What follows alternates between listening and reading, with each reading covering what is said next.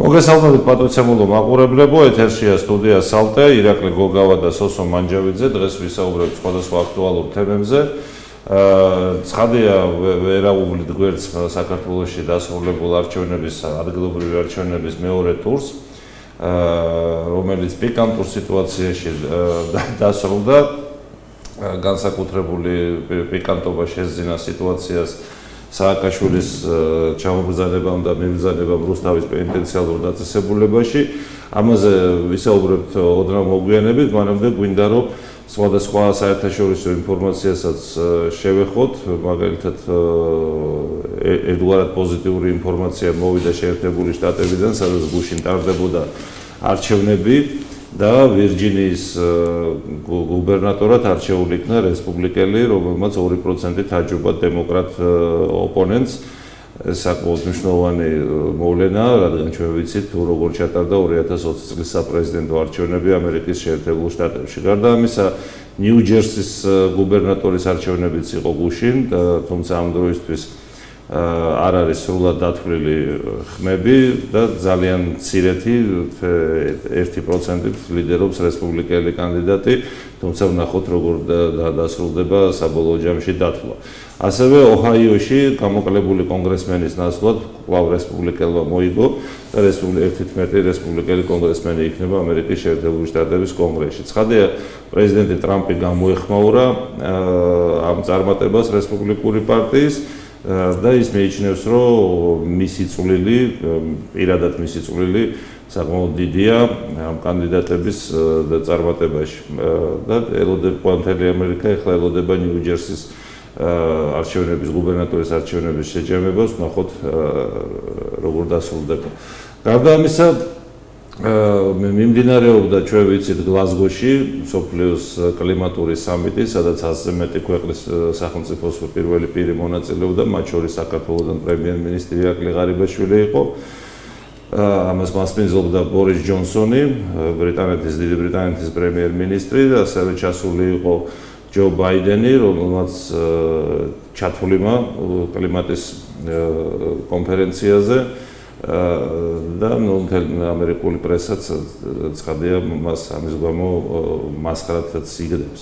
ეხლა კლიმატურ გარკვეული შეთანხმებები დიდი გარღვევა ვერ მოხდა ამ კლიმატურ სამიტზე. შეთანხმდნენ, რომ 20 წლისთვის 50%-ით შეამცირებენ მეთანის ემისიას სახელმწიფოები და ასევე შეთანხმდნენ იმაზე, რომ დარგავენ ბევრ ხეს. ეს ალბათ დიდი გარღვევაა ბჭყალებში, იმიტომ რომ მეთანი, როგორც ვიცით, სტრატოსფეროში იშლება 1-დან 10 წლის განმავლობაში, ვინაიდან ულტრაიისფერი გამოსხივება და ჟანგბადი და ოზონი მას უბრალოდ შლიან მარპიმამრავლებად. მოკლედ გრძელდება ეს კლიმატური თამაშები, რომელშიც ხოთაშორის რუსეთიც არის ჩართული და ჩინეთიც, თუმცა ისიც უკაცრავად ისიც უნდა აღენიშნოს, რომ ჩინეთის პრეზიდენტი სი ძინპინი და რუსეთის პრეზიდენტი ვლადიმერ პუტინი გლაზგოში ჩატარებულ კლიმატურ სამიტს არ დაესწრნენ, რითაც გამოიწვიეს ჯო ბაიდენის კრიტიკა, ამერიკის პრეზიდენტის ჯო ბაიდენის კრიტიკა. მაგიტომ დაიჩაიძინა, ინერვიულად და მაგიტომ ჩაიძინა. აი დაახლოებით ესეთი პროცესები მიმდინარეობს მსოფლიოში. რა ვიცი, ეს კლიმატური დღის წესრიგი ცხადია მნიშვნელოვანია და სხვათა შორის ბევრი სკეპტიკოსი ყავს. ეხლა მიჩნეული არის, რომ ესე იგი ანთროპოგენული ფაქტორი, ანუ ადამიანის ამოღვაწარი, ასე ვთქვათ, პლანეტაზე გამოყოფს ამ ხუთავ აირებს, რის გამოც ატმოსფერო არის გაჯერებული, ისე რომ სუნთქვა აღარ შეიძლება ფაქტიურად და ამის გამო აწესებენ კვოტებს, ეს კიოტოს პროტოკოლი უკვე დიდი ხანია ეს კვოტები მუშაობს.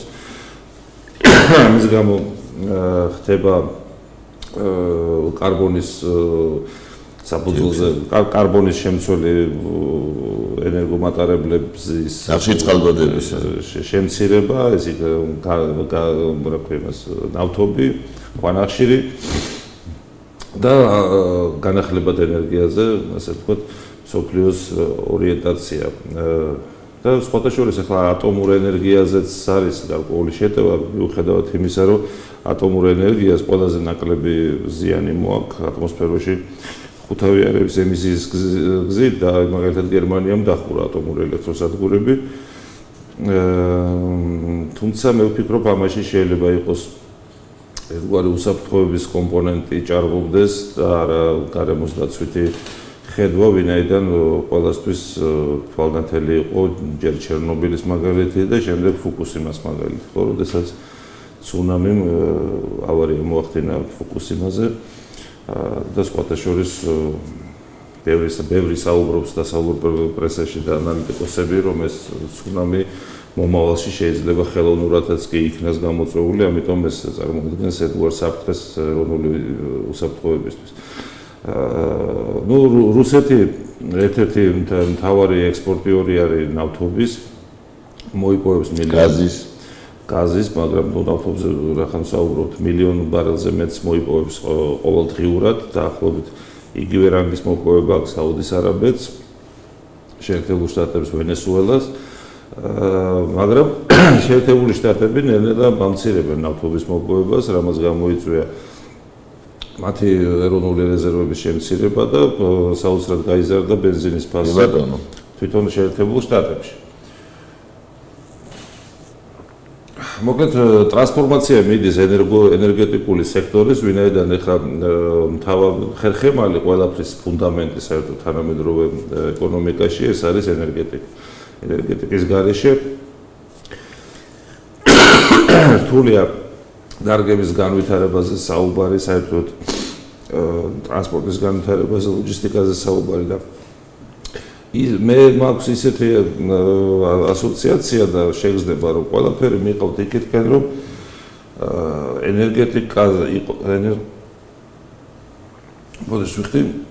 ენერგეტიკა მოაწყონ სისტემები იმ დაგვარად, რომ მომხმარებელი, მათ შორის სამრეწველო მომხმარებელი იყოს მიბმული ქსელზე. დღეს როგორ არის ესე იგი, ქვანახშირი ნავთობი შეგიძლია ერთი ცისტერნა აიღო, სახში მეიტანო, ან სამქროში მეიტანო, ჩააცხადა რაღაცა პატარა დაზგა ამუშავო, ან რამე მანქანა, ხო? და გამოუშვა პროდუქცია. მაგრამ თუ შენ ქსელზე ხარ მიერთებული და მთელი შენი დაზგები მიერთებულია ქსელზე და ელექტროენერგიაზე, ამ შემთხვევაში უკვე ვისაც ჩამრთველი აქვს, ის გაკონტროლებს შენ ტარიფების გზით, ფიზიკურად ამის მოწოდების გზით, სიხშირეების გზით და ასე შემდეგ. როგორც ჩანს, ეს არის შორს მიმავალი გეგმა და საბოლოო ჯამში მივალთ იქამდე, რომ ეს საფრანგეთში მშენებარე სატესტო თერმობირთვული სინთეზის რეაქტორი ალბათ წარმატებული იქნება 2035 წლისთვის და უკვე იმით ჩანაცვლდება პლანეტის მთელი საჭიროება ან თერმობირთვული სინთეზის ენერგიით, მანამდე ისწავლიან მის მართვას, მაგრამ კონტროლი იქნება შეზღუდული ელიტის ხელში. ანუ ენერგეტიკული კონტროლი, ასე ვთქვათ, და დღეს არსებული ხა კი შეგიძლია შენ ეზოში დადგა ქარის გენერატორი ან მზის პანელი, მაგრამ მისი სიმძლავრე ძალიან დაბალია, მზის ენერგია კი ბევრია თითქოს პლანეტაზე, მაგრამ ის კონცენტრირებული არ არის. მომავალში შეიძლება რამე გამოიგონონ. აი, დაახლოებით ეს პროცესებია საერთაშორისო ასპარეზზე და რას ფიქრობთ? თქვენ რას თქვით ახლა, რომ თერმობირთვული სინთეზის ენერგიის გამოყენება მოხდება 2035 წლისთვის და მთელი ეს პროცესები, რაც დაკავშირებულია, ესე ვთქვათ, ენერგეტიკულ მართვასთან, არის მიმართული ფაქტიურად იმისკენ, რომ ელიტამ აკონტროლოს ენერგიის მოხმარება მთელ კაცობრიობაში და ეს იყოს დაუშვათ მონეტიზირებული იმგვარად, რომ გრად ეკონომიკურ სისტემაში მოვიდეს და მართულ ეკონომიკურ სისტემაში მოვიდეს, ეს მოსაზრება ცხადია, ამ მოსაზრებას აქვს არსებობის უფლება, მოდი ასე ვთქვა, თუმცა თვითონ თერმობირთვული სინთეზის ენერგიის მართვის საკითხი ძალიან რთულია.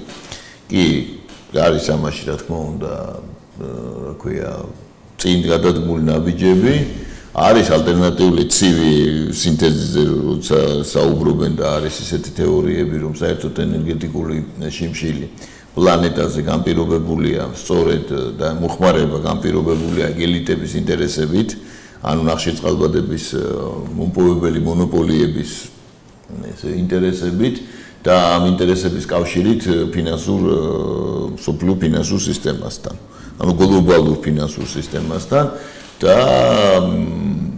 დაუშვათ ის წინააღმდეგობა რომელიც ხდება ახალ ტექნოლოგიებს იხსნება იმით რომ ეს ელიტები სათავეშივე ახშობენ ამას რომ დაუშვათ არ შეერყეს ის სისტემა რომელიც არსებობს დღეს დედამიწაზე და ამაზე მთელი სფეროა მოგეხსენება მთელი უამრავი ადამიანი ესე იგი ამაზე ასე ვთქვათ კარგულ კონსპიროლოგიასაც აგებს თუმცა მე არ ვიტყოდი რომ ერთიანი კონსპიროლოგია გარკვეულწილად რა თქმა უნდა პოლიტიკური ინტერესები უფრო მაღლა დგას ვიდრე საკუთრივ ენერგეტიკული ინტერესები თუმცა ჩემი აზრით მე რაც შევისწავლე და ვნახე რეალობა სხვანაირია ნამდვილად ნახშირწყალბადების მოხმარება ვერ შეიზღუდება უახლოესი 2000 წლის მანძილზე თუ რაღაც რევოლუციური გარღვევა არ მოხდა ისე იმგვარად როგორც ეს წარმოუდგენია ზოგიერთ ერთ აქ რო იძახდნენ და კოვიდის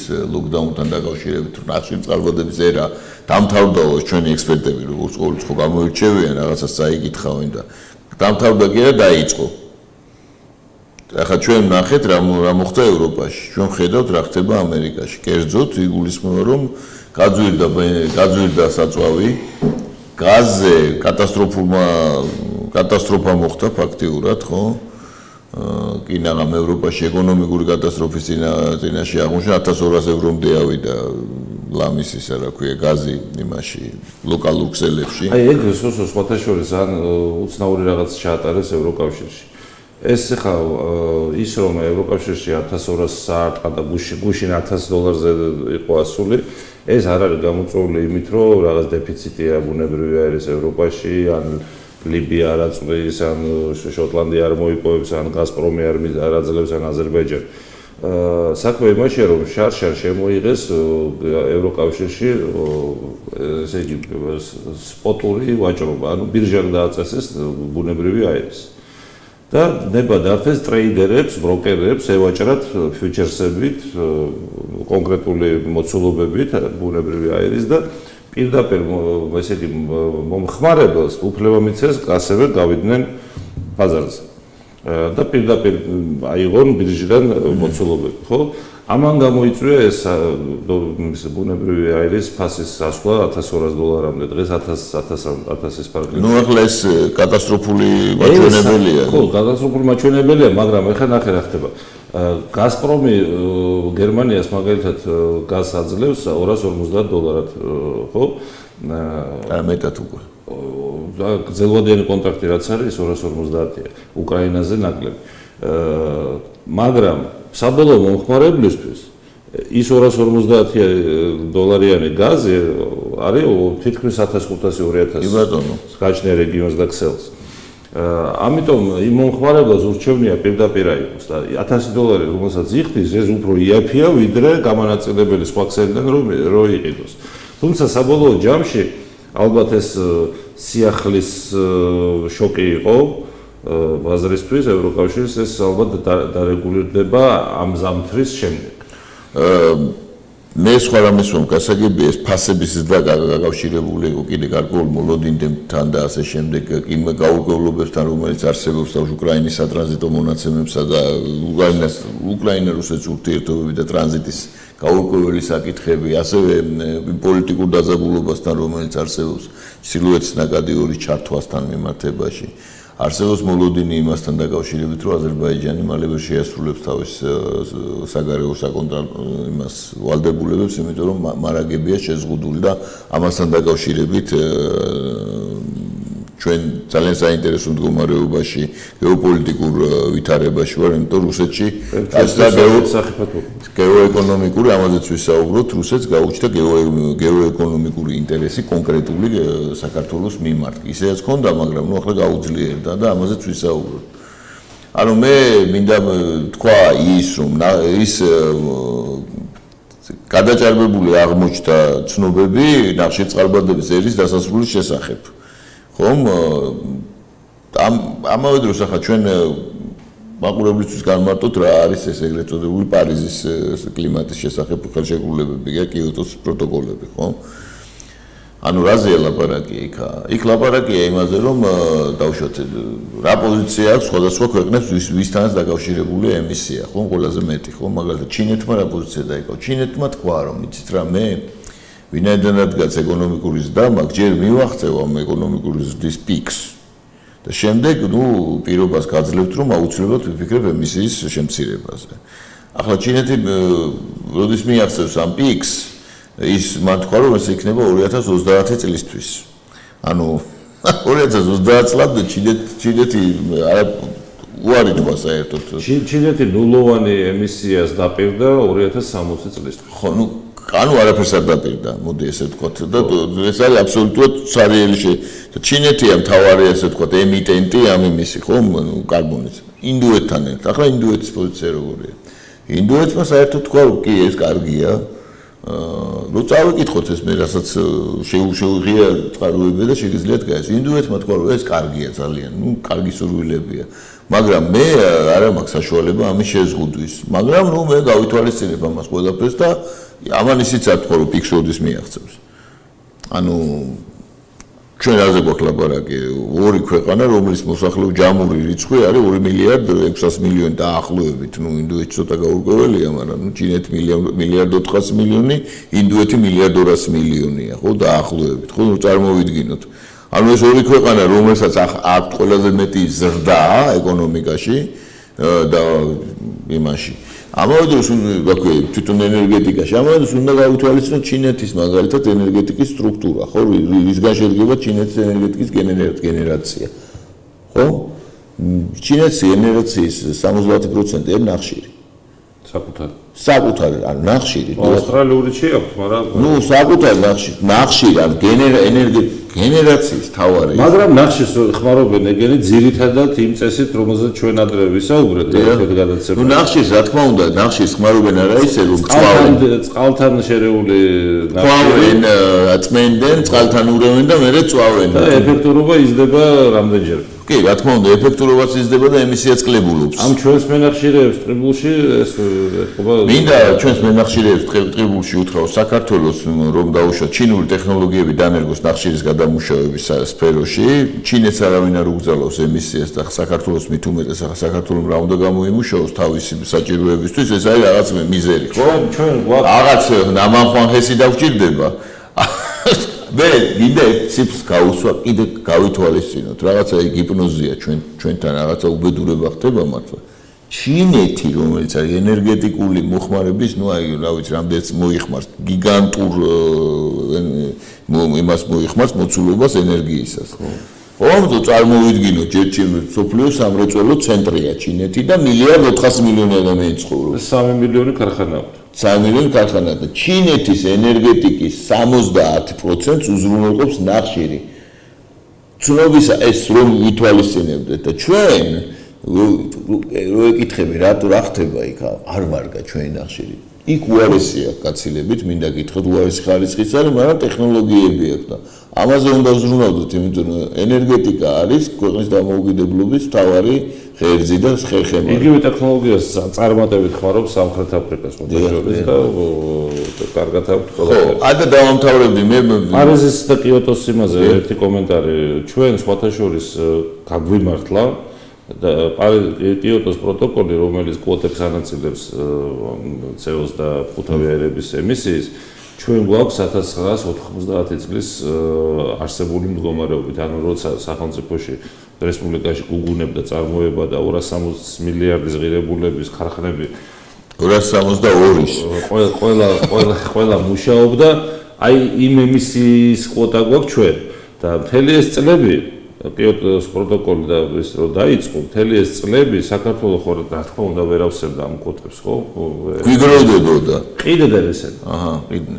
არა, საერთოდ ახლა ეს კიოტოს კვოტის ეს ვაჭრობა კვოტებით, რა თქმა უნდა, ახლა ნამდვილად არ არის იმის რაციონალური მიდგომის ნიმუში და ზოგადად იმ კრიზისის ნიმუშია, რომელშიც არის საერთაშორისო ურთიერთობები და ორგანიზაციები, რომლებიც ფაქტობრივად თავის თავზე მუშაობენ, თავის დახურული აქ ბაბლი, ასე ვთქვათ, კლასტერი, რომელიც თვითონ არის, უნდა ემსახურებოდეს მთელ კაცობრიობას, მაგრამ სინამდვილეში თავის თავს ემსახურება და კაცობრიობას ბნებს.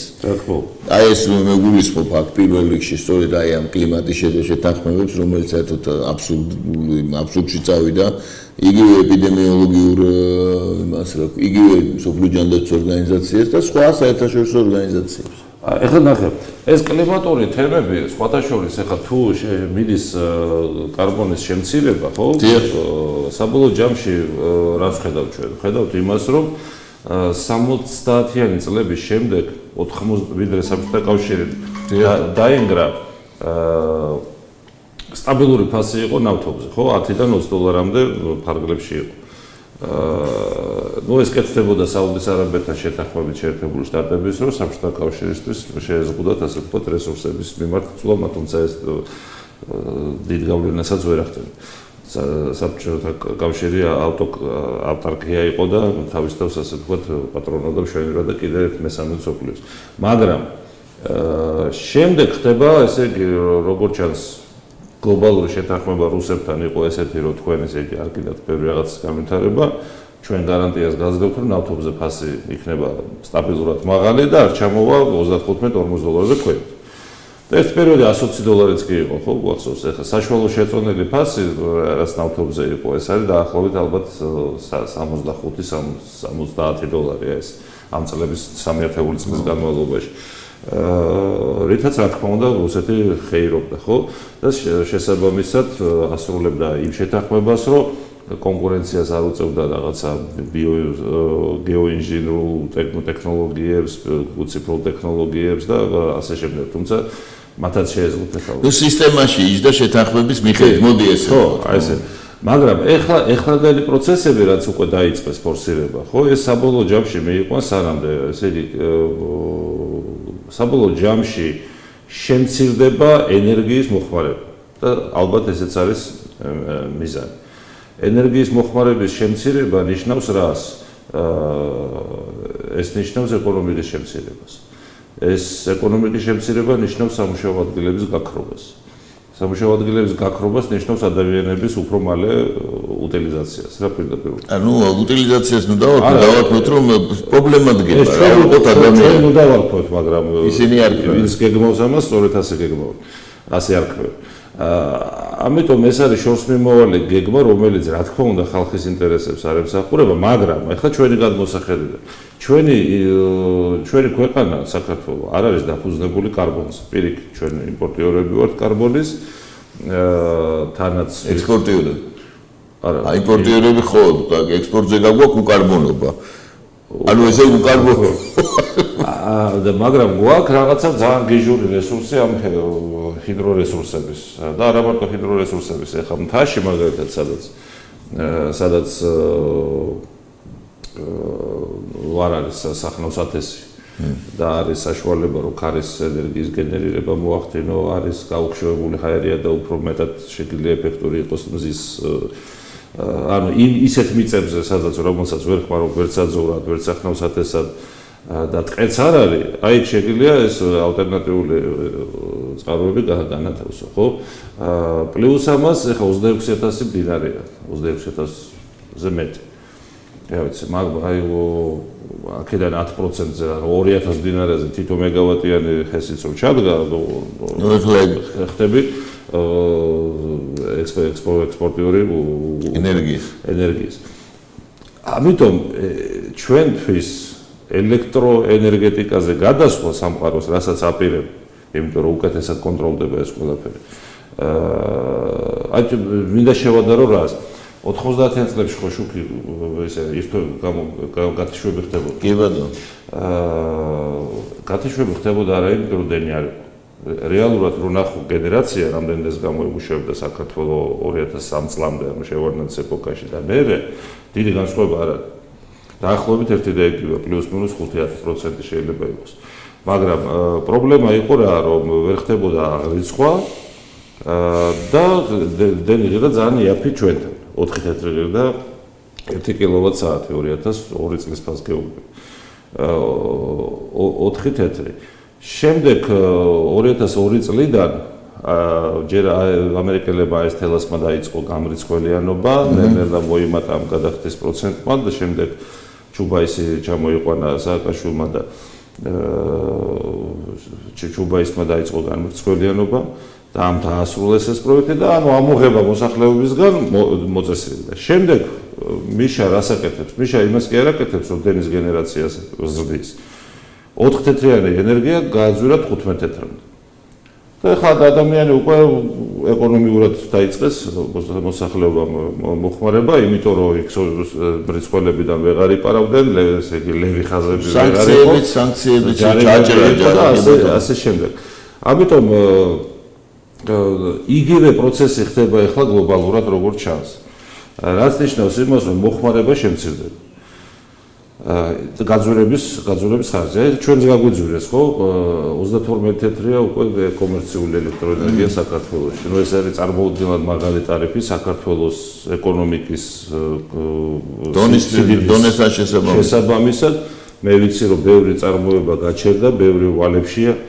არის აი ჩვენ გიგანტი ქარხნები შემოგჭა, გიგანტი ქარხნების ტერიტორია შემოგჭა, სადაც პატარ-პატარა საამქროები ქირაობენ რაღაც 100 კვადრატულს, 200 კვადრატულს და იქ რაღაცებს წვალობენ და აი იმათ აქვს სერიოზული პრობლემა, იმიტომ რომ წყვილობით უნარიანობა მოსახლეობის დაბალია, გაძვირებული ელექტროენერგიით პროდუქცია უფრო ძვირიждდება და მე ვიცი რომ ბევრი დაიხურა ახლა ყველა ესეთი პატარა საამქრო ვერ ახერხებს რომ პირდაპირ დენის გენერაციასთან დადოს ხელშეკრულება და იაფად იყიდოს. ამიტომ აქ რაღაცა სერიოზული საშველი უნდა დაადგეს, მე მესმის რომ ეს არის გლობალური გეგმის ნაწილი, მაგრამ საქართველოს უნდა მოძებნოს რაღაცა ავლეთი გზები, რომ სამრეწველო ობიექტებს დენი ესე ძვირი არ ქონდეთ და არა მარტო სამრეწველო ობიექტებს მომსახურების სფეროსთვისაც ძალიან დიდი პრობლემაა ეს 32 თეთრიანი დენი, ხო? ეს გამოიწვია უკვე ბევრი ბიზნესის დახურვას, მით უმეტეს პანდემიის ფონზე და საერთო ჯამში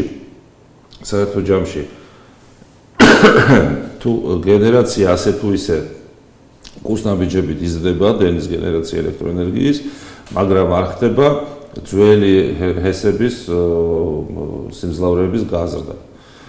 ისინი მოსილულია დაახლოებით სიმძლავრეების ნახევარზე თუ მუშაობს რომელიმე საუკეთესო შემთხვევაში.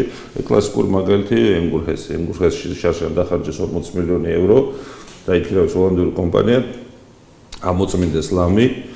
მართალია აქეთ კაშხლის აქეთ ჩაუშვეს ენგურში და თევზი გაწყვეტეს მთლიანად, იმიტომ რომ ლაყუჩებში გაეჭედა და განადგურდა ენგურში თევზი, მაგრამ ეს ერთი ტრაგედია, ერთ რაღაცას აკეთებენ, მეორეს აფუჭებენ. მაგრამ იგივე არის გასაკეთებელი სხვა ჰესებში, ამიტომ სახელმწიფომ დაავალდებულოს უნდა ის კერძო კომპანიები და 1/3 არის რუსული კომპანიები, რავეესი, რომ სიმძლავრეების წყალსაცავების ამოწმინდონ, რათა მეტი წყალი დაგროვოს. გენერაციის მომატება შესაძლებელია ყველაზე უფრო ესეთი იაფად და ეფექტურად. ეფექტურად დაახლოებით 30% როგორც დათვლილია 30-40%-მდე შეიძლება მოიმატოს იმ შემთხვევაში თუ ამოიწმინდება ეს ისინი რა ქვია წყალსაცავები და ის ძველი გენერატორები არა რომელთა ეფექტურობა უკვე მორალურად მოძველებულია მოდი ასე ვთქვათ ახალი გენერატორები შეიცვლება ამისთვის ახლა გასაგებია რომ სახელმწიფოს აქვს პრობლემა ვინაიდან გაყიდეს სრულად უაზროდ ენერგეტიკული ობიექტები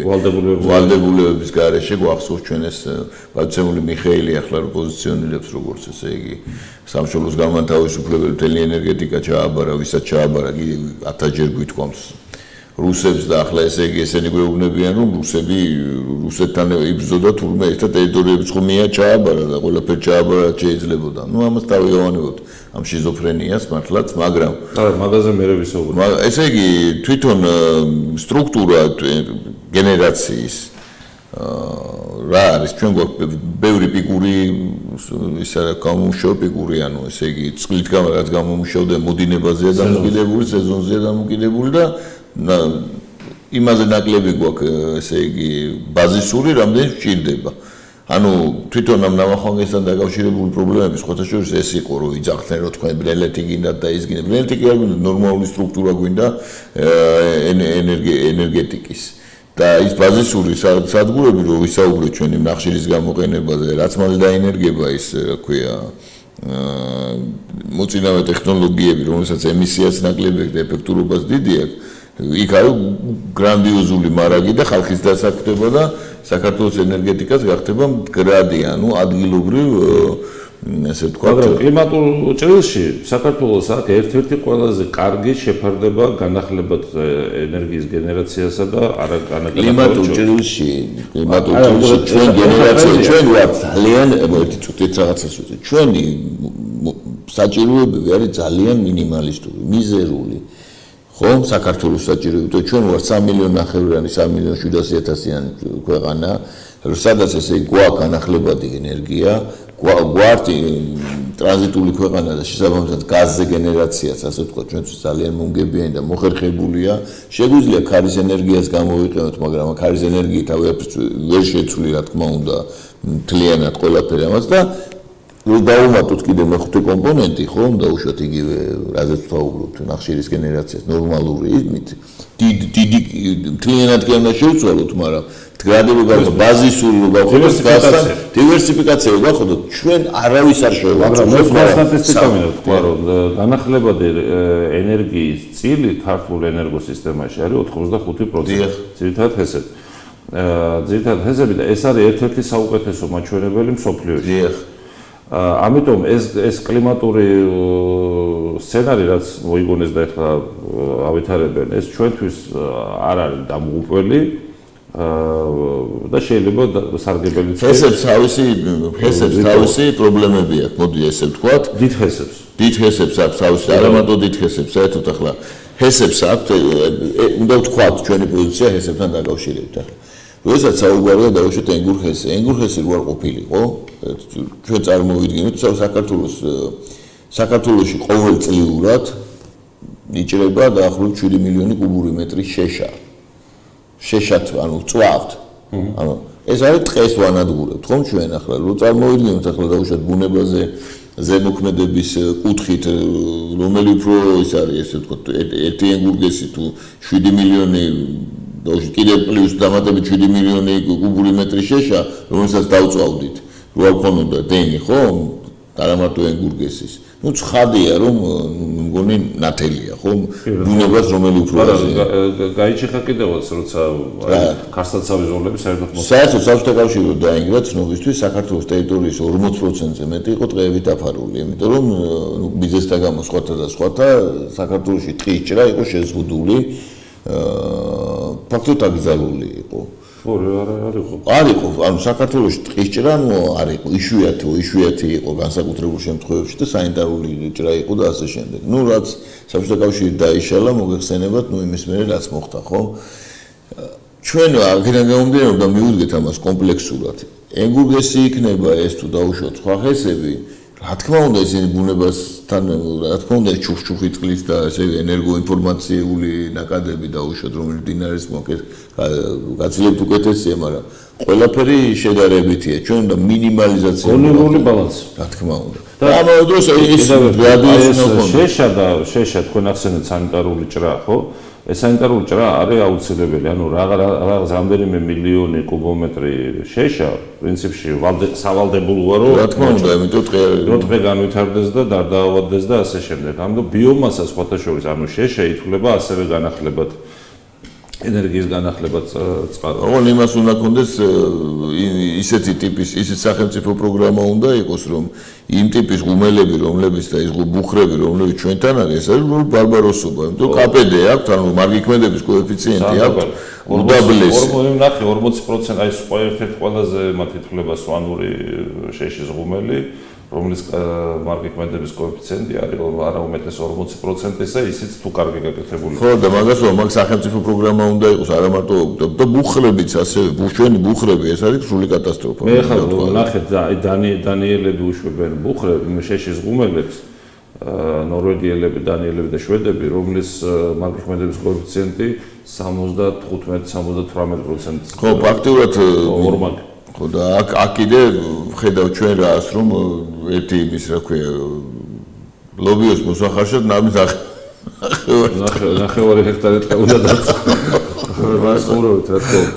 მოკლედ ნახოთ ბატონო სოსო, აი დაველოდოთ სანამდე მიგვიყვანს ეს კლიმატური ციებ-ცხელება. სხვათა შორის უნდა აღინიშნოს რომ მე სულ უფრო და უფრო ვიჯერებ იმას რომ დათბობა პლანეტარული მასშტაბით მართლა ხდება, ოღონდ არა ისე დრამატული როგორც აცხადებენ, თუმცა ეს არის დედამიწის ბუნებრივი ციკლი, ამ ვერსიას მე უფრო ვემხრობი, რომელსაც შვევია და ეს გამოთვლილი აქვს მეცნიერებს შესწავლილი, მე ნანახი მაქვს ესეთი სინუსოიდა ყოველ 15000 წელიწადში მე რაღაც ეს ციკლი მეორდება, ცივდება, გრილდება, ცივდება, გრილდება. ეს არის დათვლილი ყინულის ანალიზების მიხედვით, რომელიც ეს დათვლილია, მაგრამ აქ აიც რაღაცასაც ვიტყვი. ესე იგი, აქ პრობლემას რაში ხედავ, როგორც ყოველთვის, ესე იგი, მონოპოლიები, რომლებიც მართავენ ამ და პოლიტიკური წრეები, რომლებიც მართავენ ამ კლიმატის აგენდას, მოდი ესე ვთქვათ. პრობლემას ხედავენ სხვანაირად, ესე იგი. რო არ ვიყოთ ახლა სასაცილოც არის, რა თქმა უნდა, ამაზე ბანალურია უკვე ამაზე ლაპარაკი. იმის მაგალითად, რომ მაგალითად ის ტექნოლოგიები, გამანადგურებელი ტექნოლოგიების შეზღუდვა მოითხოვენ კერძოდ სამხედრო სფეროში, ხო? მაგალითად, რომელიც კატასტროფულია, მაგალითად იგივე კლიმატური იარაღის, იგივე ხომ ვიცით, იგივე ტექტონიკური იარაღის, რო ეს გამოვიდა, ვიცით, ხომ რაც ხდება. იგივე ქიმიურია, ამის მაგალითად, რომელიც დედამიწას აყენებს კატასტროფულ ზიანს. იგივე დაუშვათ ტექნოლოგიის ერთი ტიპის ნაგვის წყნარ ოკეანეში დაცურავს 80 მილიონი ტონა, ის არა ქვია. ცელოფანი აიმის პლასტიკი 80 მილი წარმოგიდგენიათ თქვენ ეს ციფრები და იზრდება განუწყვეტლივ და მაგალითად იგივე პანდემიას რო ებრძვიან ახლა ხო და ამავე დროს ვიც პანდემიას ებრძვის ის იბრძვის დედამიწისთვის ეკოლოგისტები ხო ვითომ ესეთი და იგივე წრეა ხო ამ პანდემიის დროს ესე იგი ამ პირბადეების გრანდიოზული მოცულობების ესე გამოშვებით მათი უტილიზაციის პრობლემა დგება და ასევე სხვა კიდე იმით.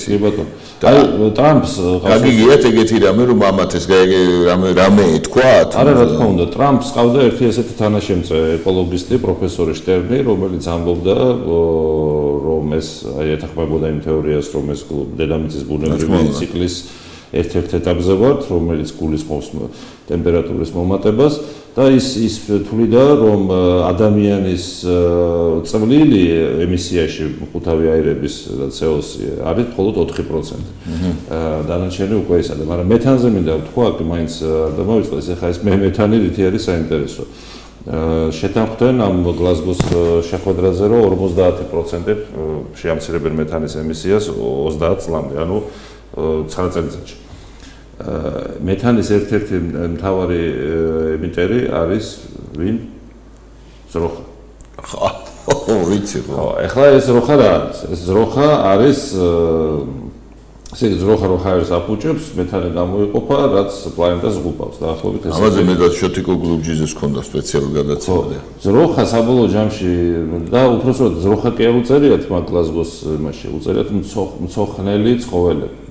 ესე იგი მცოხნელი ცხოველები გამოყოფენ ისა. ერთი განსხვავება არის მხოლოდ ბაგურ კვებაზე, რომელიც საქონელიც არის, ის ორჯერ მეტ მეთანს გამოყოფს, ვიდრე აი ჩვენთან რო არის ველზე გაშვებული და საძოვრებს.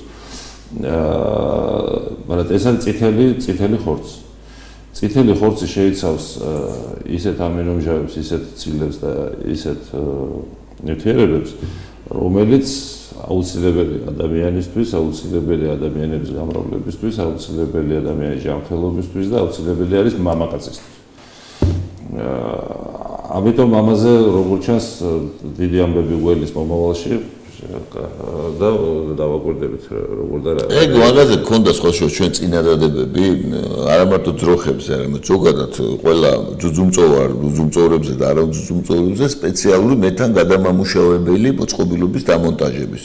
და მე მივიტყოდი რომ არა მარტო ბაგურკვებაზე რომლებიც არის, არამედ ველურ ბუნებაში მაგალითად რომლებიც დადბიან და წარმოუდგენიათ რომ ისინი აფუჭებენ ეს პლანეტას, სპეილოებს მაგალითად, ჟირაფებს, აუცილებლად მიმაჩნია, განსაკუთრებით ბევრს გამოყოფს მეთანს სპილო.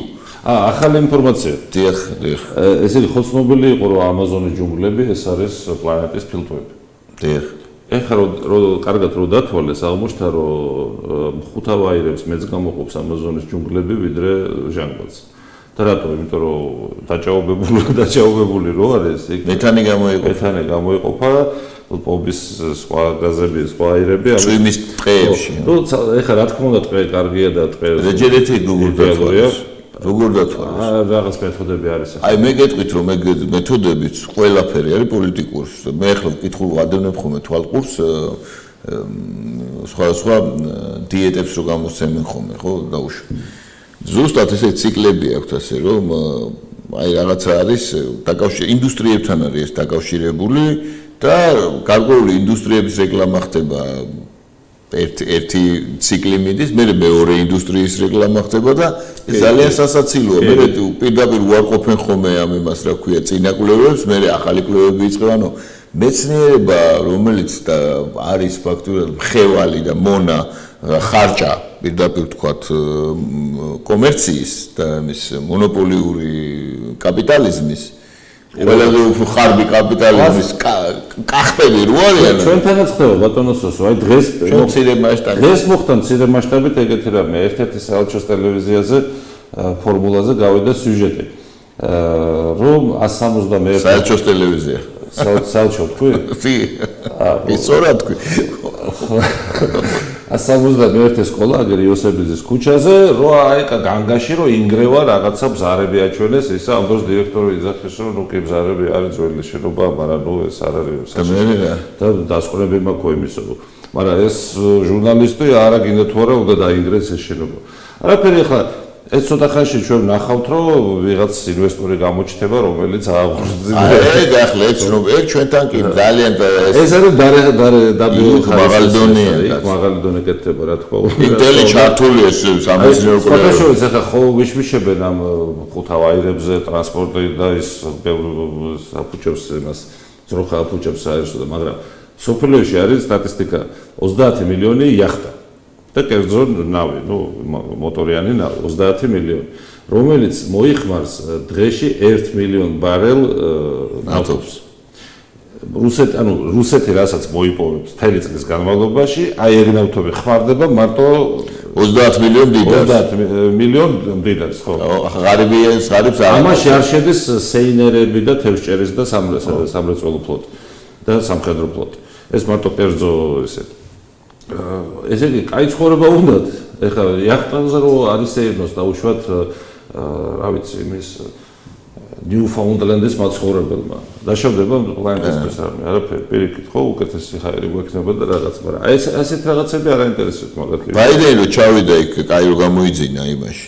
კლიმატის იმაზე, რა გლაზგოში რო ჩავიდა, წარმოიდგინეთ, რა გადაფრინდა, რამხელა ბოინგი დაფრინავენ, ეგენი ხო იცი, ხა ჯერ ეს მერე იმ ბოინგს რა თქმა უნდა ამერიკის პრეზიდენტია და ნუ მოყვება იმას მთელი ის რა ქვია ესე იგი გამანადგურებლები კოსმოსური დაცვა აქვს მერე ესე იგი წყალები და რა ქვია ჯარები არიან სპეცსამსახურები აქეთ იქით და მერე ესე იგი ესკორტი ახლა ეს ერთი მანქანა 180 მანქანა მოდიოდა ჯერ სპეცმანქანა ხო ხდება მერე 80 მანქანა მოყვება და მოდიან ახლა რომ წარმოვიდგინოთ რა სისულელეში ცხოვრობთ მთელი კაცობრიობა რა და იმიტომ არ უნდა გვიგვირდეს ეს პანდემიური სიგიჟე რომელიც მათ მოიწვა ციფრული ეპიდემიოლოგიური შიზოფრენია ასე დავარქვათ ხო ახლა წარმოვიდგინეთ ჩამოვიდნენ და რაზე ილაპარაკეს რომ ძროხებმა მეთანი არ გამოყონეს ამაზე საუბრობენ სრული სერიოზულობით და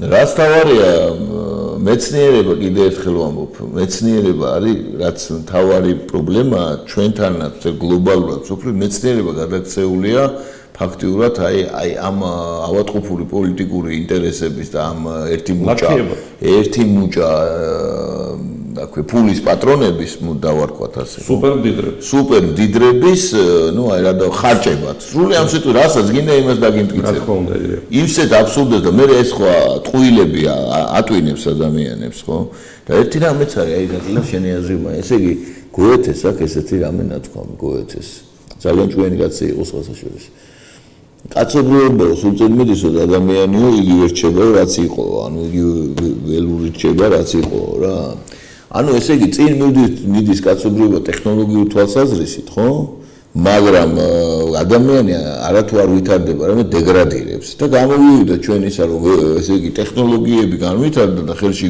უჭირავს ესე იგი ველურს ხელში უჭირავს თერმობირთული კომბალი აი ამ ვითარებამდე მივედით და ახლა მე მაგალითად სხვა შეხედულება მაქვს ტექნოლოგიების განვითარება საერთოდ ზოგადად ადამიანების მოგობერე ზომიერების გრომა დაკარგა კაცობრიობამ საერთოდ გამოგასულია რატომ იმიტომ რომ ელიტებმა სუპერმდიდრებმა დაინახეს რომ ტექნოლოგიებში არის მათი ზემოგებები აი და ეს არის სიხარბემ რასაც არისტოტელე იძახდა პლუს ამას ციფრულმა ტექნოლოგიებმა გააჩინა მათთვის იმის შანსი რომ მათ მოიპოვონ აბსოლუტური ძალაუფლება და მართვის შესაძლებლობა თელ პლანეტაზე თითქმის და კარგით მეორე მდგენელი ნოლია და ეხლა მეორე ნაწილში დავბრუნდეთ საქართველოში ჩვენს ბეთქულ სამშობლოში ეხლა არჩევნებზე მაინც უნდა ვთქვათ ერთი-ორი სიტყვა არ გამოვა ისე იმიტომ რომ ესეთი საკმაოდ კარგი ინდიკატორი იყო ეს არჩევნები იმისა თუ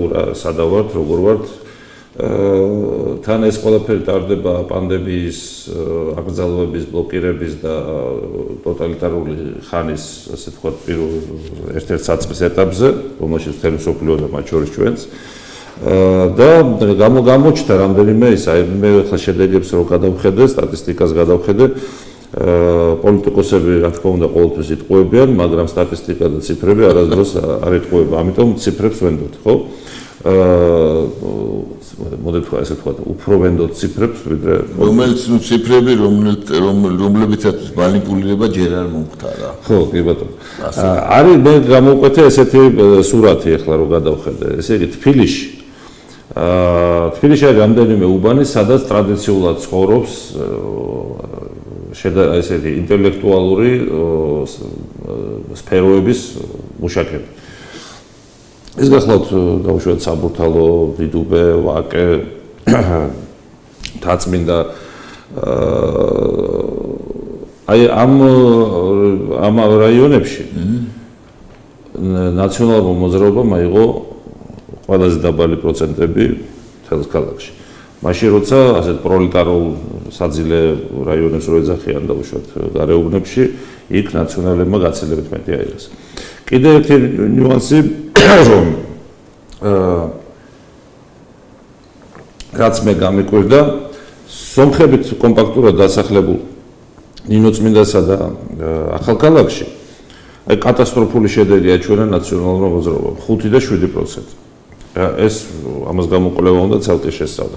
მე შეიძლება იმის გამო რომ რაღაც სოკარში წილები ჟღერდებოდა და შეიძლება იმის გამო რომ პაშინიანი და სააკაშვილი ერთმანეთს ეპაექრებოდნენ მედიაში არ ვიცი არა ეგ ფაქტორები არ მუშაობენ ამას ცალკე უნდა ახლა მთა საქართველოს მთა ნაციონალური სკოლა ფაქტურად არ მიცა დაწყებული სვანეთიდან დამთავრებული თიანეთ ხევსურეთი და ასე შემდეგ სადაც მაღალი ხმები აიღეს ეს არის სამეგრელო აჭარა კახეთი და შიდა ქართლის ზოგიერთი ქარელი მაგალითად იქაც შიდა ქართლში ტოტალურად არის მაგრამ ამ სამ რეგიონში კახეთი სამეგრელო და აჭარა გამოკვეთილად მეტი აიღეს ეხლა უმრავლესობა რა უღიათ მაგრამ მეტი 30-ზე მეტი აი ეს ტენდენციები აშკარად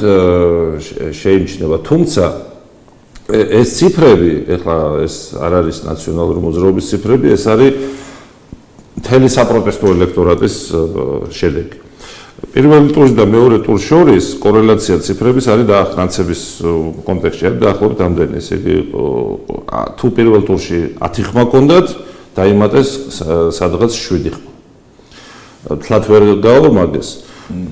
ეს 7 ხმა არის პირველ ტურში ვინც სხვა პარტიებს, პუჭურა პარტიები რო არიან, იმათ მიცეს ხმები, მაგრამ მეორე ტურში ისე არიან გაბოროტებული ხელისუფლებაზე, რომ ნაცებიც გარისკეს და ნაცებს მიცეს ხმა. ამ სადისტურ კრიმინალურ დაჯგუფებას. აი ეს პროცესებია. ეხლა აქედან ჩვენ შეგვიძლია გამოვიტანოთ ძალიან ბევრი დასკვნა. ხო, პირველი თვალშისაცემია სამეგრელოში ნაცების ესე ძლევამოსილება. კი ბატონო. ხო. ნუ მე პირადად ამას იმით ვხსნი, რომ ქუთაისში არ არის? კი არის, მაგრამ აი სამეგრელოს ავხსნათ. ყველას თავისი ახსნა. და სამжелოა ხა მე ვარაუდებს გამოთქვამ და მე მაყურებელიც აი იტყვის კომენტარებში შეგიძლია თქვენი აზრი გამოთქვათ, ჩვენ მას ვკითხულობთ ხოლმე ამ კომენტარებს.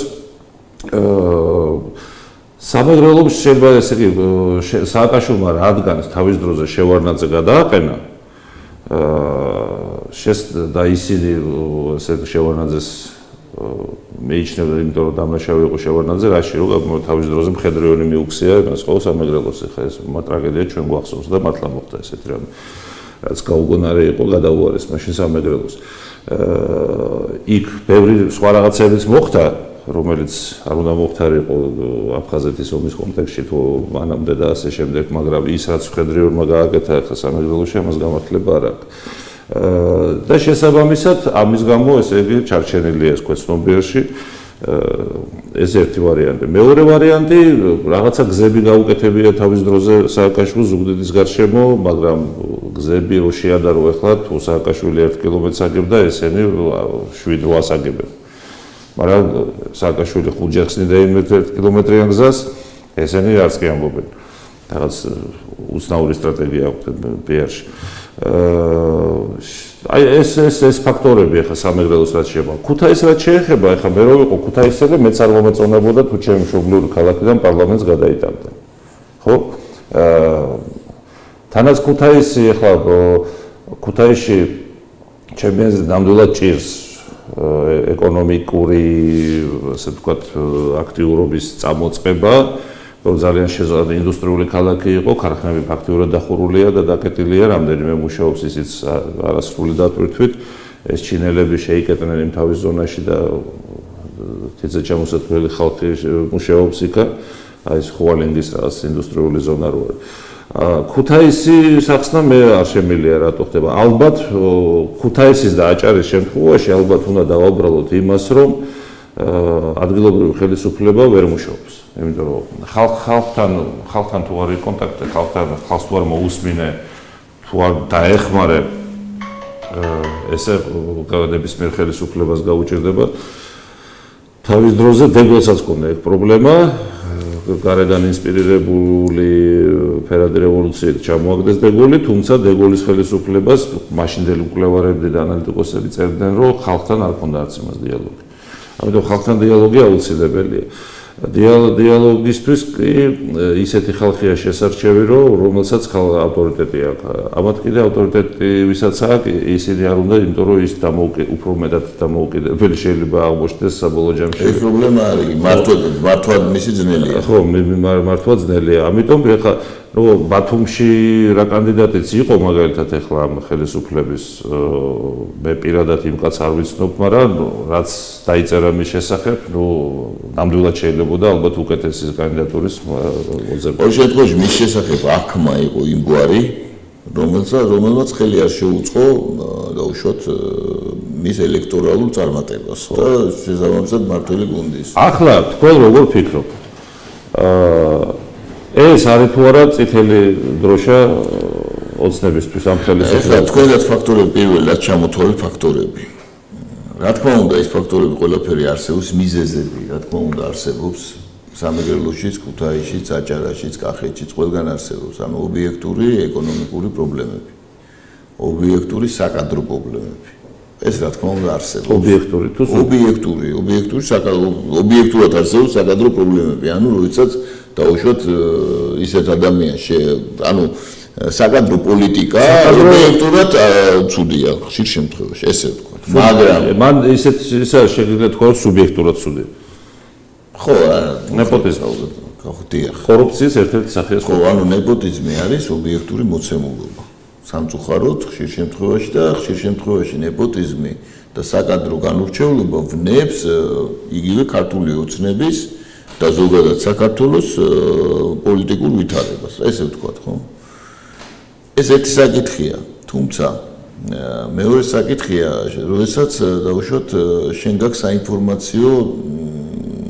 საინფორმაციო ბრძოლაში აგებ და ჩვენ გვაქვს პარადოქსალური სიტუაცია როდესაც მოსახლეობის როდესაც საინფორმაციო ველზე იგულისხმება ელექტრონულ მედიას ხო გულისხმობ აქ ოპოზიციას მუნგებიანი ვითარება აქვს ანუ ოპოზიციას რეალურად აქვს სამი დიდი ტელევიზია სამი დიდი თავარი ტევე პირველი და ფორმულა ასევე მცირე ესე იგი და რეგიონებშიც რეგიონალური ტელევიზიები იგივე ეს პატარა ტელევიზიაც და იგივე და ეს კავკასია იქნება თუ დაუშვათ იგივე სხვა ტელევიზიები თითქმის ყველა არის ესე იგი არათუ ოპოზიციური არამედ ნაციონალური მოძრაობის აგენდის გამხმოვანებელი ხო აგერ მაგალითად ახლა გახსნა იმან ახლა როგორ გაიხსნა Georgian Times-ი ესე იგი უეცრად მივიღეთ ტევე პირველი Georgian Times დივერსიფიცირებულია დივერსიფიკაცია იქა პირდაპირ ვამბობ და აღშფოთებული ვარ იმით რასაც ისინი აკეთებენ და თუმცა ნანა კაკაბაძესთან რაც მოხდა მეც არა მარტო იქ სხვა რაღაცებიც ხდებოდა და პირდაპირ უყურებ ამას და პირდაპირ ჩემთვის მიუღებელია და დაურეგე კიდევაც და უთხარი კიდევაც და იგივე პოზიციას ვიკავებ, რასაც ვიკავებ ამ ტელევიზიებთან მიმართებაში, რომლებიც უბრალოდ იტყუებიან და ახლა ემათან შეიძლება თანამშრომლობა. ან დაუშვათ შეურაცხყოფას აყენებენ საზოგადოებას ისეთი პერსონების იქ რა ქვია ყოფნით, რომელიც უბრალოდ არ შეიძლება იყვნენ საჯარო სივრცეში. მორჩა. ხომ? სულ დაუშვათ არ გავაჟღერო არსად არაფერი, არ ელემენტარულად მაგათან აღარ ვითანამშრომლებ. ან და საჯაროდ გამოვიდნენ მოიხადონ ბოდიში. საზოგადოებას მოუხადენ. მე მაინც მგონია რომ მალხაზე გამოასწორებს სიტუაციას, ესეთი რამე. მართლა მტკივნეული იყო ყველასთვის მაგის ყურება რა. ეს ამაზრზენი იყო. ეს იყო ამაზრზენი. და ზოგადად პირველი არ იყო. პირველი არ იყო. ამი აქედან გამომდინარე, ეს უბრალოდ პიკი იყო, პიკი. ხო. ახლა იგივეს ვიტყვი, გავანებოთ ეს სხვა თემაა, მაგრამ ჩვენ ანალიზი გავაკეთეთ. ესე იგი ეს სამივე ტელევიზია, ანუ საინფორმაციო ვერსია უპირატესობა. აღქმების შექმნა, აღქმას, როგორც შექმნი, ხო ისეთ შედეგს ღებულობ, ხო? სამწუხაროდ ადამიანები უფრო აღქმებზე არიან დამოკიდებული, ვიდრე სიტუაციის ობიექტურ ანალიზზე. მე ახლაც ადრეც ვილაპარაკე, ახლაც ვიტყვი იმის შესახებ, რომ ახლა სწორედ ამ აღქმების შექმნით იმართება საზოგადოებები. რო არ შეიქმნა მაგალითად იგივე პარუს აღქმა იმის შესახებ რომ ეკონომიკური კრიზისი იქნებოდა ბირჟებზე არ დაიწყებოდა ეს ისტერია და 2005 წლის რევოლუცია არ მოხდებოდა ხო მიზეზი რა იყო ეგ იყო 17 წლის რევოლუცია რა იყო რუსეთის იმპერიას შევეხოთ ხო 17 წლის რევოლუცია როგორ დაიწყო რომ გაავრცელეს ხმები რომ პური არ იყო და საერთოდ ეს ნიკოლოზიც რამდენიმე იმეს დაეყო რა ქვია რამდენიმე საიდუმლო საზოგადოების წევრს დაეყო რომელიც ერთიანი ქსელის პრინციპით მოქმედებენ რომ პეტერბურგში აღარ არის საშუალება არაფრის რომ გამოვასწოროთ იგივე დაუშვათ საფრანგეთის დიდი რევოლუცია რო ავიღოთ იგივე დაუშვათ საბჭოთა კავშირის დანგრევის ისტორია რო იგივე დაუშვათ სუხარტოს ჩამოგდების ის რო ავიღოთ დაუშვათ ერთ-ერთ იმაზე უბანზე შექმნეს აღქმა რომ წააგეს და დანარჩენგან გაყალბებულია და ასე შემდეგ. ესე მოქმედებენ ესენი. ნაციონალური მოძრაობა კარგად დატრენინგებული ვიცით ძალიან გამოწვეული დემაგოგებით არის ესე იგი აღსავსე და მათ კარგად იციან ობიექტურ შედეგებს. მაგარი იყო გუშინ გამოვიდა ინფორმაცია CSKO-ში გადათვალეს 200 რაღაცა უბანი ოპოზიციის მოთხოვნით და ესე იგი სადღაც 15 ხმა დაემატა კალაძეს. თბილისში. ანუ აქ მნიშვნელობა არ აქვს იმას და უშუალოდ შენ რა არის აღქმები არა. მნიშვნელობა არ აქვს ობიექტურ სურათს. უბრალოდ მნიშვნელობა აქვს, მაგრამ აი შედეგის დადგომაში აქვს გარკვეული პროცენტაჟი. მაგრამ შენ როდესაც ესე იგი ფსიქოლოგიური იარაღს იყენებ, კერძოდ მაგალითად გადამღერებას აკეთებ რა, ანუ აი რასაკეთებ, რომ ბავშვი ყველა ეძახს ერთი და იგივეს. ადამიანს უჩნდება რომ ახლა ერთ ტელევიზიაში ეთყობა მე არ მესმის და მართლა მეორე ტელევიზიაშია, მესამე, მეოთხე, მეხუთე, მეექვსე, მეშვიდე, ყველა ერთ იგივეს ლაპარაკობს, ხო? ესე ინტრიალებენ. გარშემო ესე იგი გაყავდა. რო ეკითხები ახლა და რა სურათი შეიქმნა ახლა? სურათი შეიქმნა აი მაგალითად ასეთი, აი უბანი ხო, ჩვეულებრივი უბანია. ამ უბანზე ახლა უამრავი ჩვენ ნაცნობ მეგობარი მუშაობ, მათ შორის უახლოესი ნათესავს. გასაგებია, რამდენი ხმა მიიღო იმან, რამდენი ხმა შეუძლებელია მისი წარმომადგენლების ზიან, დამკვირვებლების ზიან, მთელი საქართველოს იქ არის ელემენტარულად უბანზე ვერაფერს ვერ იზამ, მით უმეტეს ახალი ხო. აქედან გამომდინარე თვითონ ის სიტყვა გაყალბდა, არის სისულელე, სხვა თემაა, რომ დაუშვათ არც ერთი არჩევნები არ არის, არსად დაუშვათ მანიპულაციის გარეშე რომ ხელისუფლება და გინდა პოლიტიკური ძალები არ იყენებდნენ დაუშვათ ფინანსური, ინფორმაციულ, ადმინისტრაციულ საშუალებებს ადამიანზე ზეგავლენის მოსახდენად, მის მოსასყიდად. ეს ძველ რომშიც ასე იყო, ძველ ათენშიც ასე იყო. დემოკრატიის თავარი დამახასიათებელი თვისება არის, მაგრამ ეს არცად არასდროს არ ისჯება. მათ შორის ახლა ჩვენ ამერიკული არჩევნებზე როცა ვლაპარაკობთ, ნუ ახლა იქ ხო საერთოდ ხო ვიცით იქ რაც ხდება, ხომ? ისტორიულად ახლა საერთოდ მიაღწია რაღაც ფილმმა მსოფლიომ დაინახა, უბრალოდ ამოიფრქვა. ხო და იგივე აქაც ხომ საქართველოში უბანზე რო ილაპარაკო, უბანზე რაღაც ესეთი ხდება, ნუ უნდა იყოს ძალიან სერიოზული დღეს. მაგრამ ახლა ის რაც საერთოდ გავლენების და ასე შემდეგ ამოყენება და ესეა. ახლა ამის გამოცხადება იმათ რომ რაღაცა მარტო ჩვენთან ხდება ესეთი რამე, მაშინ რა პოზიციაზე უნდა დადგეს საინტერესოა დასავლეთი აზერბაიჯანთან მიმართებაში, უზბეკეთთან, ყაზახეთთან, იმასთან, ყირგიზეთთან, ტაჯიკეთთან ან დაუშვათ იგივე შეერთებულ შტატებთან. აი ამასთან დაკავშირებით, ამას არ ფიქრობენ და მიმდინარეობს ესეთი სრულად იდიოტური, პირდაპირ თქვა, რაღაც ყიყინი ამასთან დაკავშირებით, ხო?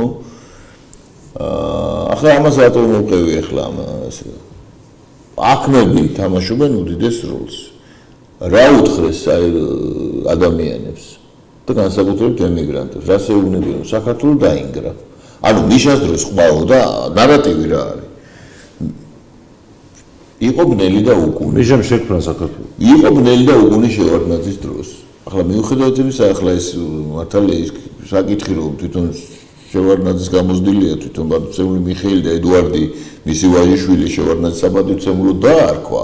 ეს არ თამაშობს როლს ამ შემთხვევაში. და ბოლოს ლანგარით დაუტოვა ხელისუფლება. კი ბატონო და ის რომ თვითონ შევარდნაძემ მიცა ხომ ეს ხელისუფლება და ეს შევარდნაძის შემდეგ შენ თქმის არ იყოს გენერაციაც ერთი ობიექტი არ გაუკეთებია ეს არა. ამის შემდეგ ესე იგი იყო ბნელი და უკუნი პრორუსული იყო შევარდნაძის კორუმპირებული რეჟიმი და შემოვარდა მიშა და ებძოდა. ამ დროს რუსებმა ორჯერ ააფეთქეს. ორჯერ ააფეთქეს რუსებმა და რაც თავარია ისა რა ქვია მიშა დასვა ივანოვმა. იმასთან სოროსთან შეთანხმება ხო გასაგებია. ეს ვიცით. ვინც მიცა აჭარა, ისიც ვიცით. ხო წაიყვანეს ჩავიდნენ და ბატონი ასლანი ციმციმ გადაიყვანეს მოსკოვში და ბატონი მიხეილი შეუშვეს ბათუმში. ხო გარკვეული გარიგების სანაცვლოდ. ეს სხვათა შორის არ დაგეკარგოთ აზრი, აჭარის ფართობი და კოდორის ხეობის და ახალგორის ერთად ფართობი არის ერთი და ეს ინფორმაცია განსჯის აუნაზღაურა. ხო, შემდეგ ახსოვს ახლა რუსეთთან ტანდემში რა ის როგორ ოპერაციებს ატარებდა იქ რა ქვია გენერალს რომ ეკაჭებოდა იქ განმუხურში გვახსოვს ხო ამას რატომღაცა არა ფულ გადახდილ რუსის გენერალს ხო და ასე შემდეგ და ამგვარი სპექტაკლები და ესე იგი ამ დროს ეს ამ შექმნეს აღქმები რომ ამ დროს გაჭირვება არ იყო ეკონომიკა ყავდა საერთოდ ესე იგი რუსეთს მებრძოდით რადარებზე ჩანდით სოფლიო რადარებზე ახლა შიშველი ფაქტი 2001 წელს ჩატარდა მოსახლეობის აღწერა და შემდეგი ჩატარდა 2014 წელს. განსხვავება არის 700,000 ადამიანი. სააკაშვილის მმართველობის დროს მინიმუმ 600,000 ადამიანმა დატოვა საქართველო.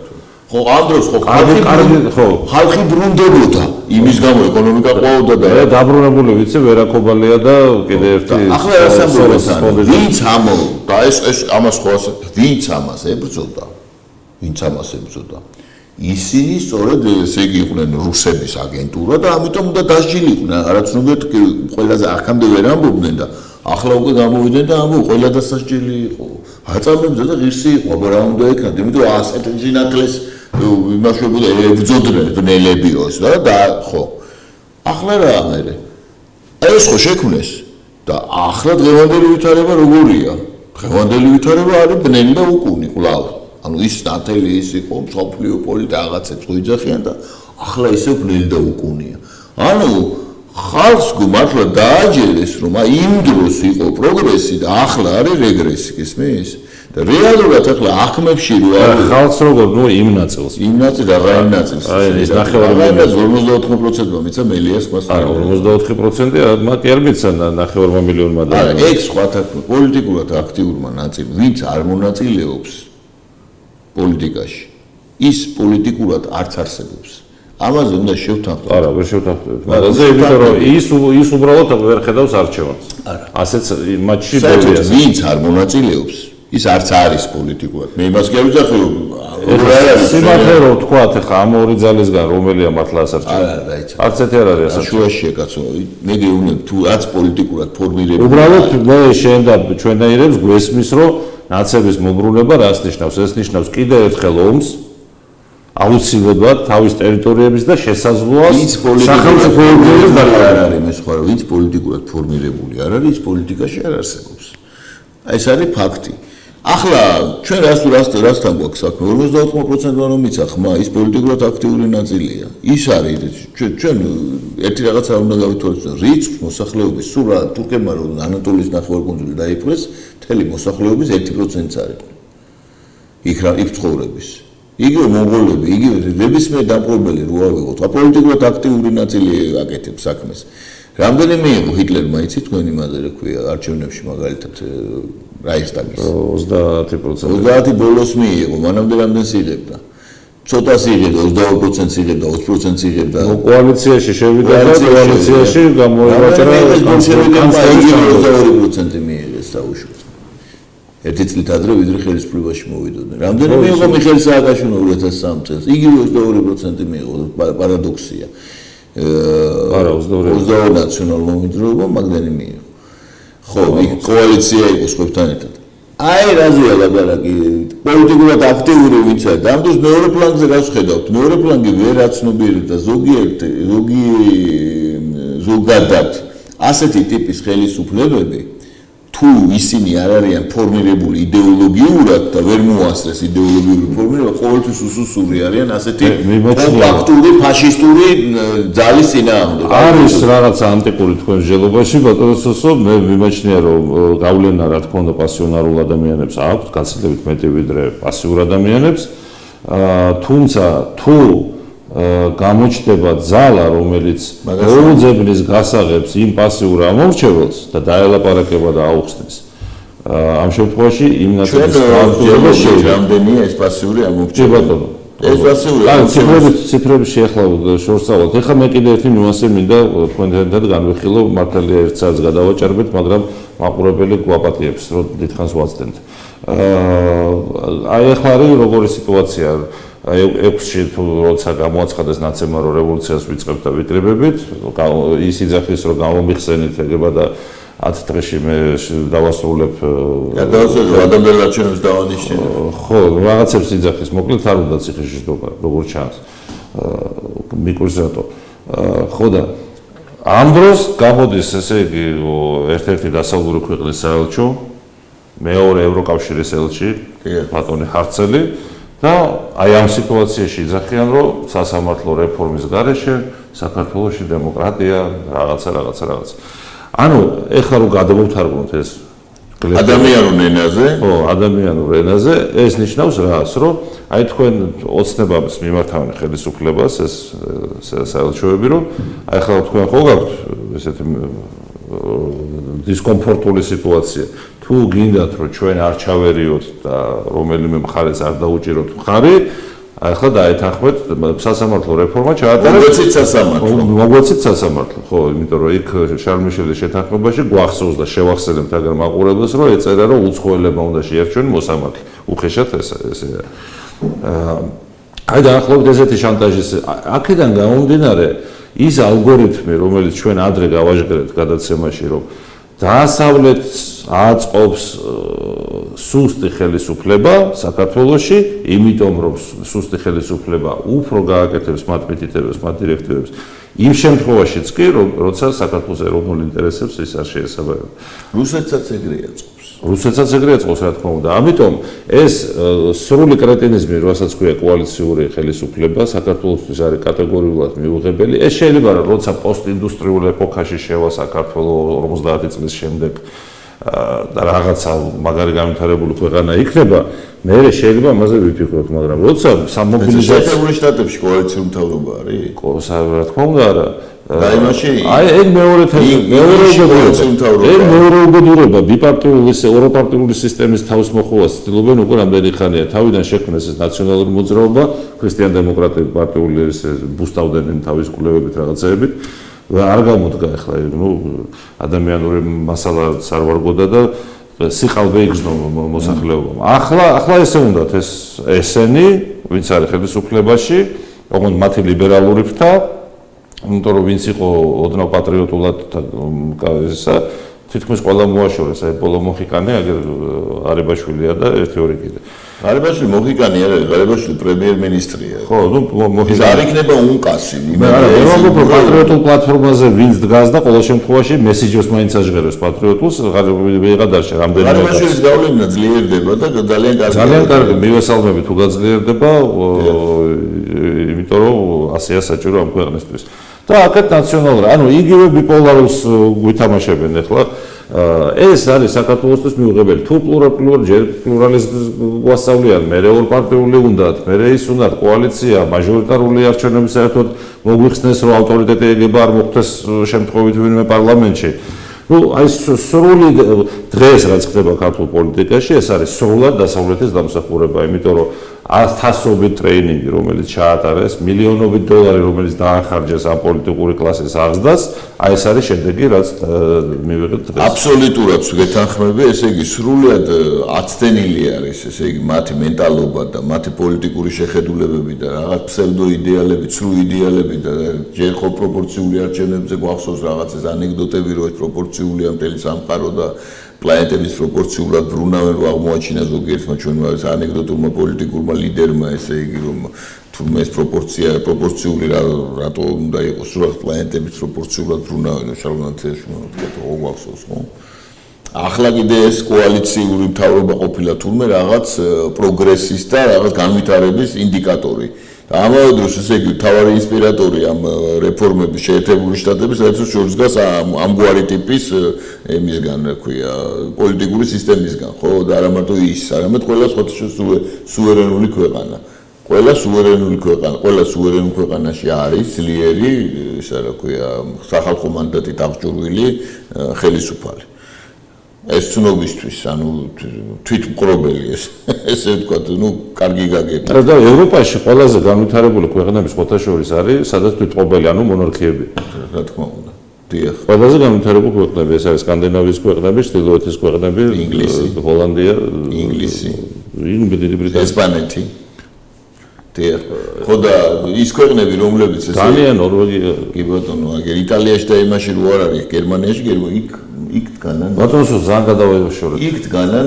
სხვა ქვეყნების ჯარი აი ამ სხვათა შორის ამ სახელმწიფო მოწყობაზე და არისტოტელეზე და დემოკრატიაზე და მონარქიაზე ერთი გადაცემა რო გავაკეთოთ ვინმე სპეციალისტთან ერთად მე მგონი საინტერესო იქნება რომ ძალიან დიდი მნიშვნელობა აქვს რა ფორმით მიდიხარ გადამწყვეტ აი დაახლოებით პატრიოტებულო მაყურებლებო ეს იყო აქტუალური საკითხები დღეისთვის ნუ აშკარად დგას საჭიროება რომ მოხდეს ახალი სისხლის შემოსვლა ქართულ საზოგადოებრივ ცხოვრებაში და მათ შორის პოლიტიკაში ის ჭაობი რაც ქართულ პოლიტიკაშია ნამდვილად ვერ იმსახურებს ჩვენს მოწონებას და ვერ შეასრულებს იმ ამოცანებს რომელიც ქართველებს სჭირდება და ეს არის მობილიზაციური ეკონომიკა და სახელმწიფო რესურსის გეგმაზომიერად ეფექტურად გამოყენება სამუშაო ადგილების შექმნისთვის და ემიგრანტების დასაბრუნებლად ამ ქვეყანაში დღევანდელი ამ სისტემით ეს წარმოუდგენელია. ამიტომ საჭირო ახალი სისხლი, ახალი ძალები. მე ვისურვებდი, რომ ეროვნულ პლატფორმაზე მყოფი ძალები ერთგვარი გაერთიანება ერთ ფრონტად შეკვრა მოხდეს, მიუხედავად იმისა, რომ გასაგებია, რომ ქართველები ვარ და ამბიციები ყველას აღჭობს და გვახჭობს. მოხერხდება ამ ამბიციების გადადება და ფართო ფრონტის გაშლა. ეს არ ნიშნავს იმას, რომ გინდა თუ არა ერთი რაღაცა სიით ან ბლოკით ან რაღაცით გავიდეს არჩევნებზე ვინმე, ეს ნიშნავს იმას, რომ იყოს მკაფიო კოორდინაცია, სხვა შემთხვევაში ის რაც ჩვენ გველოდება მტერს არ უსურვებ. დიდი მადლობა ყურადღებისთვის. ოსო მანჯავიძე და ირაკლი გოგავა საუბრობდნენ თქვენთან ერთად. მადლობა.